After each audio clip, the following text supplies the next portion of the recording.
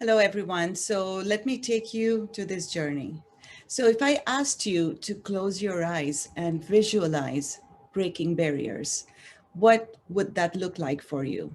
Would you think about this strong and graceful stallion galloping through the fields, breaking barriers into the vistas of freedom?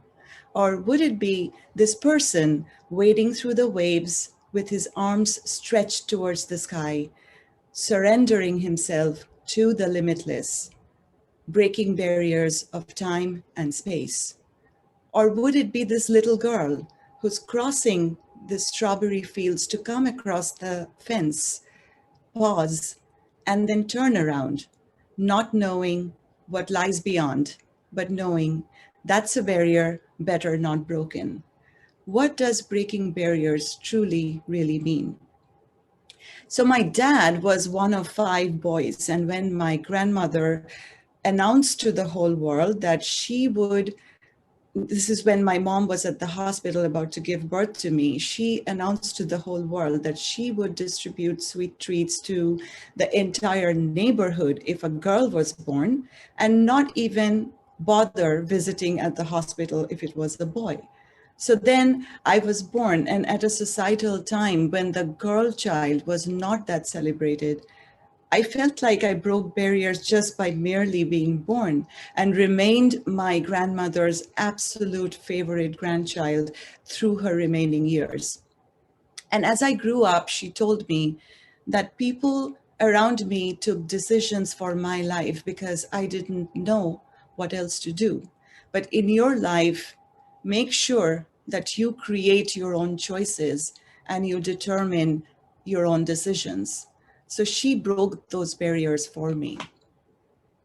My dad raised me as an individual and never as a daughter or a girl child. So if there was something that I couldn't do, it was because of situations or circumstances or my lack of capabilities, and never because of who I was as a gender. So growing up, I really didn't know that barriers existed much because my family and my parents made sure that I didn't see them.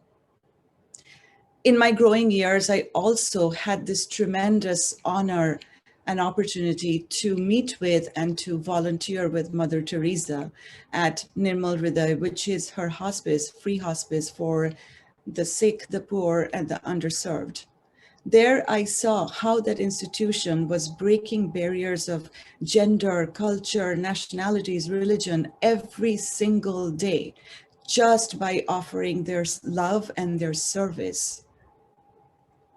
And being exposed to that for even a brief period of time, I realized that as individuals, as human beings, we create our own barriers, whether it be physical or metaphoric.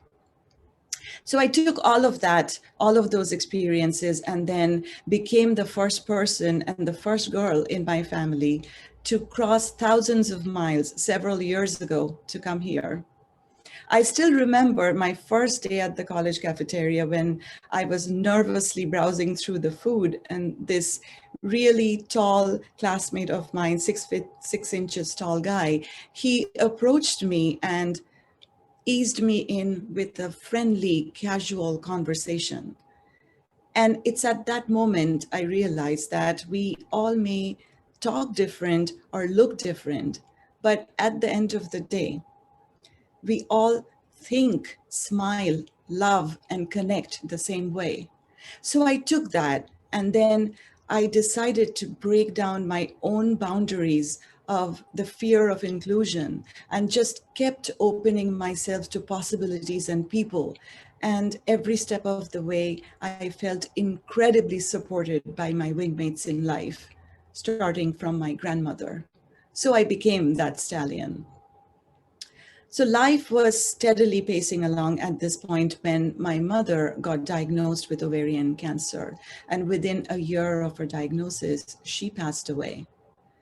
So the barriers and the walls that I did not know existed just kept building around me. with a series of personal events that were happening to me in my life at that point, one after the other, after the other, after the other. These deep and dark walls of depression just kept growing bigger and larger. But it is also through this steep journey that I stumbled upon my passion and my true purpose in life. And that's huge. I realized that I needed to give up my corporate career to create this foundation, this ovarian cancer foundation in my mother's memory. But as an analyzing MBA, I took this idea and pitched it to my trusted inner circle, only to be met with a lot of caution, a call to understand the practical challenges and implications of my decision. The voice of reason around me kept growing louder and louder, but the fire and the passion I felt burning within me also kept growing larger and stronger. I realized that I needed to break my own barriers of the fear of failure, of not having a properly manicured plan, or not having financial security, to just surrender to the alchemy of my vision. I knew that my heart and my head had aligned to become of service to others. And so thus Overcome was formed. And next year we are getting ready to celebrate our 10th anniversary, having served millions of women and their families worldwide. So then I became that person wading through the waves with my arms stretched towards the sky, surrendering to the limitless. Breaking barriers is brilliant, it's hard work, but it is relentless and it requires obstacles, doubts, challenges, and rising to constant expectations.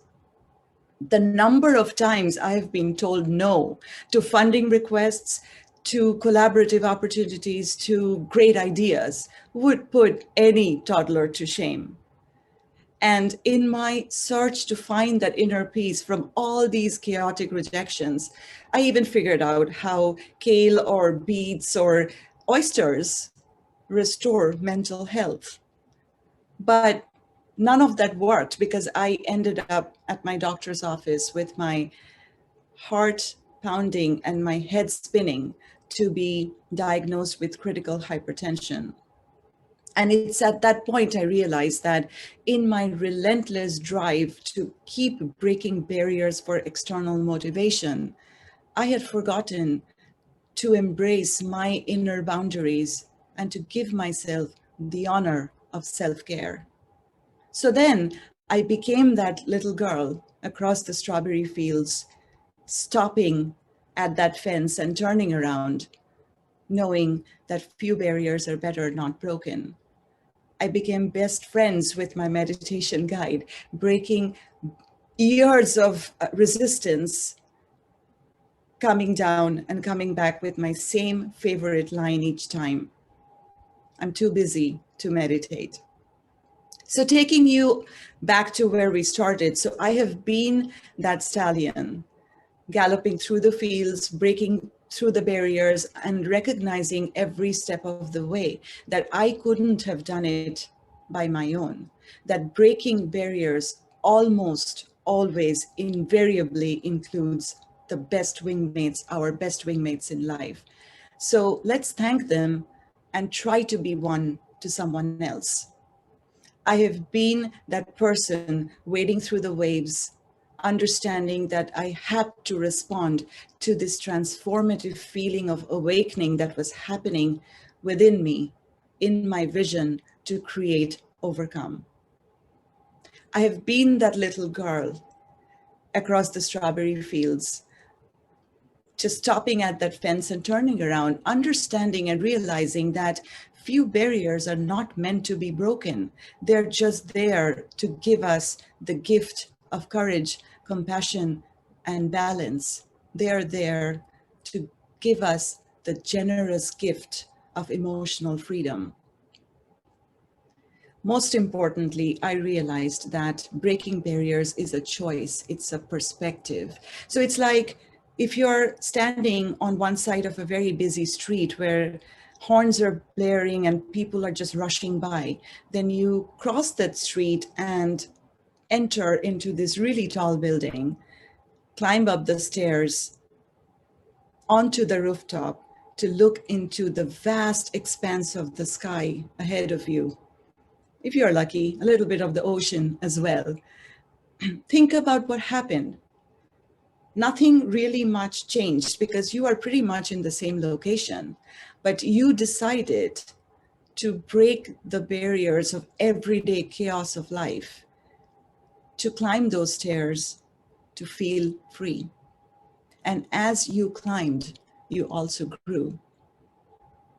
So I don't aspire to be a Shiro or a female founder or someone who found her place at the table breaking barriers of gender, culture, race, or religion. I'm here to share this gift and this perspective of understanding breaking barriers, this idea that breaking barriers is a balance between the external and the internal. It requires recognition of your best wingmates in life. It requires you to surrender to the alchemy of your vision. And it requires you to embrace your inner boundaries, to give yourself the honor of self-respect. Breaking barriers opens doors. But next time you find yourself standing in front of that metaphoric door, give yourself a minute as you decide whether to be that stallion or that little girl or a little mix of both. But no matter what you do, whether you stand out or decide to go in, surrender to the alchemy of your vision, because that is when we truly start breaking barriers. That's all I have. Thank you.